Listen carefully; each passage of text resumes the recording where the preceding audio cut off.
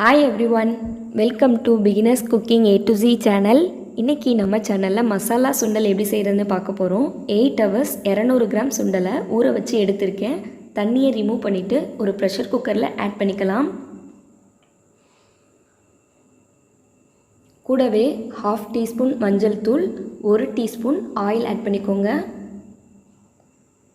Oil add பண்ணுறதுனால நல்லா சாஃப்டாக வெந்து வந்துடும்.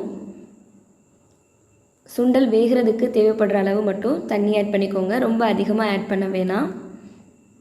லைட்டாக கலந்து விட்டுக்கோங்க. இப்போ குக்கரை மூடிட்டு வெயிட் வச்சு ஒரு விசில் வச்சு எடுத்துக்கலாம். ஒரு விசில் முடிஞ்சதும் ப்ரெஷர் ஃபுல்லாக போனதுக்கப்புறம் ஓப்பன் பண்ணி பார்க்கலாம்.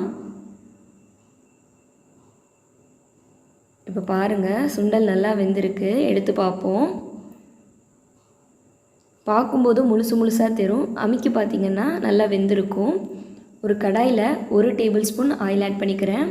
ஆயில் ஹீட் ஆனதும் 1/2 டீஸ்பூன் கடுகு, 1/4 டீஸ்பூன் பெருங்காயத்தூள் ஆட் பண்ணிக்கிறேன்.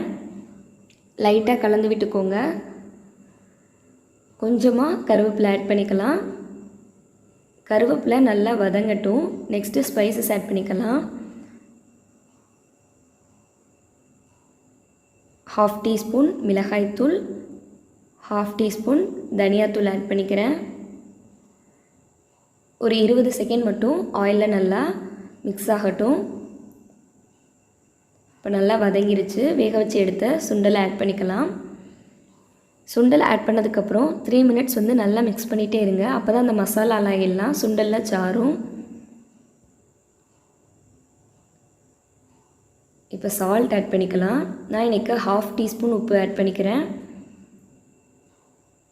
ஃபைனலாக நம்ம கொத்தமல்லி தூவி இறக்கிக்கலாம். நிறையா பேர் தேங்காய் கூட ஆட் பண்ணுவாங்க. அப்படி நீங்கள் தேங்காய் ஆட் பண்ணணுன்னா துருவன தேங்காய் 1/4 கப் போல் ஆட் பண்ணிக்கோங்க.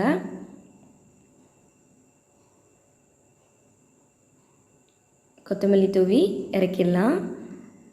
அவ்வளோதான், மசாலா சுண்டல் ஆர் பூஜா சுண்டல் ரொம்ப சூப்பராக அண்ட் சீக்கிரமே ரெடி ஆயிருச்சு. இந்த வீடியோ பிடிச்சிருந்தா ஒரு லைக் பண்ணுங்கள். இந்த வீடியோவை உங்கள் ஃப்ரெண்ட்ஸ் அண்ட் ஃபேமிலிஸ்க்கு ஷேர் பண்ணுங்கள். நீங்கள் இன்னும் நம்ம சேனலை சப்ஸ்கிரைப் பண்ணலைன்னா மறக்காமல் சப்ஸ்கிரைப் பண்ணிக்கோங்க. தேங்க்யூ.